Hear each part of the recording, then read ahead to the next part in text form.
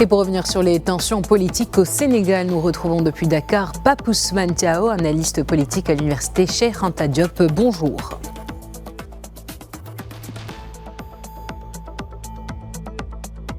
Alors, est-ce que vous nous entendez ? Oui, je vous entends très bien. Eh bien, alors, on va commencer. Alors, Bassirou Diomaye Faye est actuellement un président à la liberté d'action limitée, puisque l'Assemblée nationale est acquise par l'opposition, qui freine l'adoption de la plupart des lois. Alors, quelle est votre lecture de la situation ?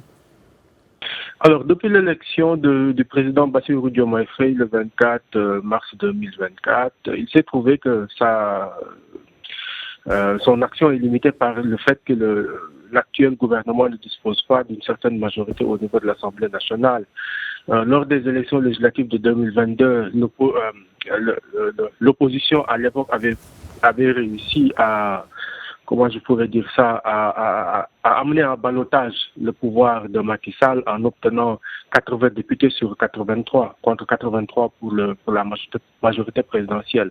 Mais quand même, la majorité présidentielle restait toujours majoritaire de 3 députés à l'Assemblée nationale. Maintenant, on se retrouve dans une situation dans laquelle le gouvernement de Bassirou Diomaye Faye entend faire passer un certain nombre de lois, notamment il y a quelques jours, le projet de dissolution du HTTC, le Haut Conseil des communautés territoriales, ainsi que le Conseil économique, social et environnemental. Des institutions qui ont été fustigées dans le programme de Bassirou Diomaye Faye, qui estimaient que c'était des institutions destinées à caser une clientèle politique et qui coûtaient environ 15 milliards de francs CFA par an au Sénégal. Maintenant, l'ancienne majorité présidentielle avait bloqué ce projet de loi. Le président Bassirou Diomaye Faye et son premier ministre Ousmane Sonko avaient riposté c'est-à-dire en démettant de leurs fonctions le président du HTTC, en l'occurrence le président du HTTC et du CSE. Maintenant, on va clairement vers la dissolution de l'Assemblée nationale. D'ailleurs, il y a quelques jours, le président Bassirou Diomaye Faye avait adressé une correspondance au Conseil constitutionnel en lui demandant son avis par rapport à une date précise de dissolution. D'après les retours qu'il a pu obtenir, il paraît que c'est pour le 12 septembre qui est aujourd'hui. Et le président Bassirou Diomaye Faye entend faire une déclaration aujourd'hui sur la chaîne nationale l'ARTES à partir de 20h. Et tous les observateurs s'accordent à dire qu'on va vers une dissolution. Et l'objectif, c'est d'organiser des élections législatives anticipées en vue d'obtenir une majorité qui lui permettrait justement d'engager les grandes réformes qui ont été promises dans son programme électoral. Alors, il semble également que le pouvoir en place ne soit pas prêt à accepter l'idée d'une négociation politique incluant notamment l'abandon de la reddition des comptes, l'abandon des poursuites judiciaires qui devaient être enclenchées contre les responsables de l'ancien régime. Est-ce qu'on peut revenir sur ce point-là ? J'ai pas entendu la question en fait. Alors, je parlais à présent du nouveau pouvoir qui n'est pas prêt à accepter l'idée d'une négociation politique qui inclut l'abandon de la reddition des comptes, l'abandon des poursuites judiciaires qui devaient être enclenchées contre les responsables de l'ancien régime. Alors, oui. Alors, quand il y a un changement de régime, comme ce fut le cas en 2000 avec le président Abdoulaye Wade et en 2012 avec le président Macky Sall, il y a ce qu'on appelle en politique, le gentleman agreement. Le gentleman agreement, c'est le fait pour le pouvoir qui vient d'arriver de passer un accord de gentleman, comme on peut le dire, avec les députés de l'ancienne majorité. Et l'objectif, justement, est de faire passer les lois allant dans le sens d'asseoir sa politique. Mais actuellement, ce qu'on est en train d'observer, c'est le fait qu'on n'est pas seulement passé d'un régime à un autre, mais on est en train de passer d'un système à un autre. Et un système souverainiste vient remplacer un système libéral caractérisé par une corruption endogène.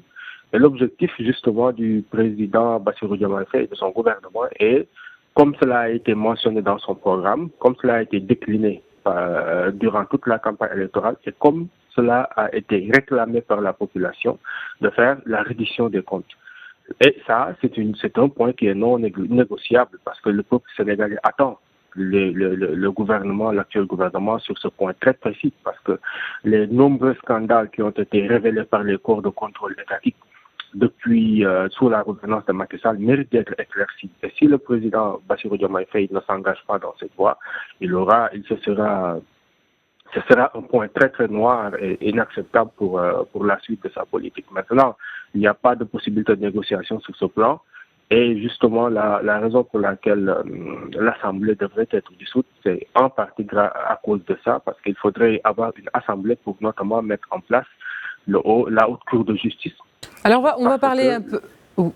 Oui, on va parler un peu plus en profondeur de la dissolution de l'Assemblée, puisque ce 12 septembre est un jour très attendu au Sénégal. C'est à partir d'aujourd'hui que le président peut décider de dissoudre l'Assemblée.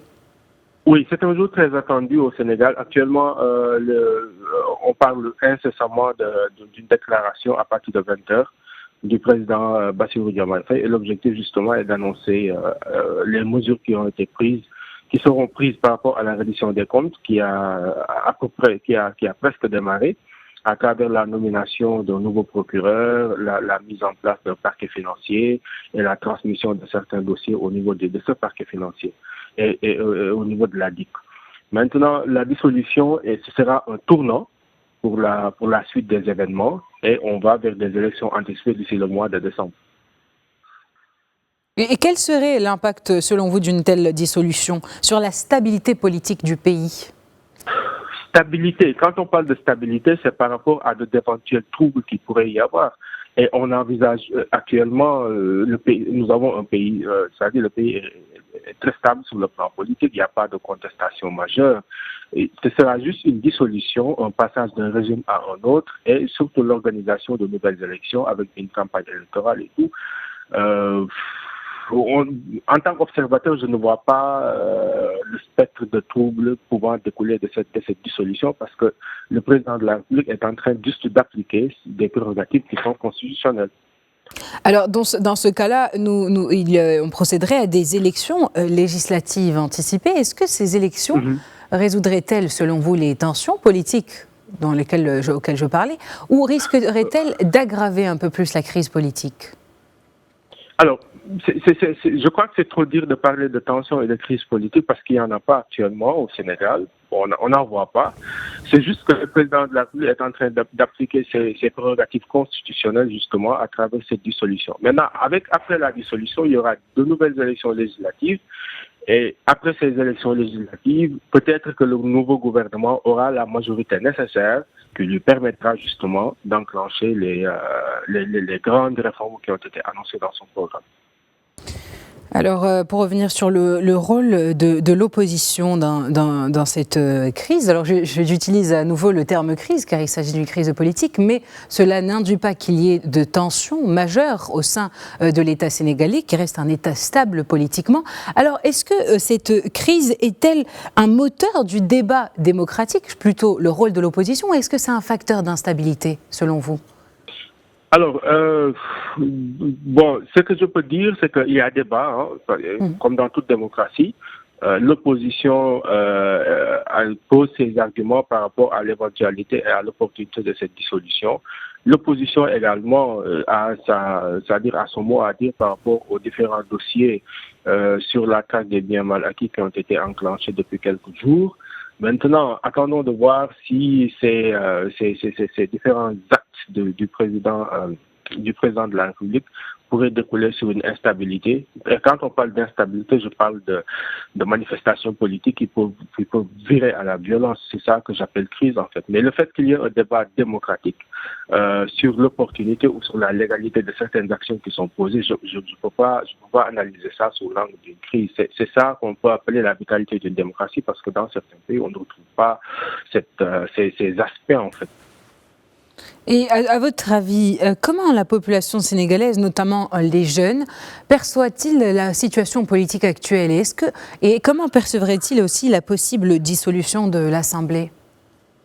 Alors, la dissolution de l'Assemblée est très attendue par la majorité de la population sénégalaise parce que la législature, la 14e législature qui va être dissoute incessamment, est une législature qui a longtemps été décriée, déjà par son niveau, déjà également par le profil des députés qui avaient été investis par le pouvoir du président sortant Macky Sall, et surtout notamment avec des députés qui non seulement n'avaient pas un certain niveau d'éducation, mais surtout créé beaucoup de troubles au sein de l'Assemblée nationale. Maintenant, cela a été décrié par la plupart des populations et des observateurs.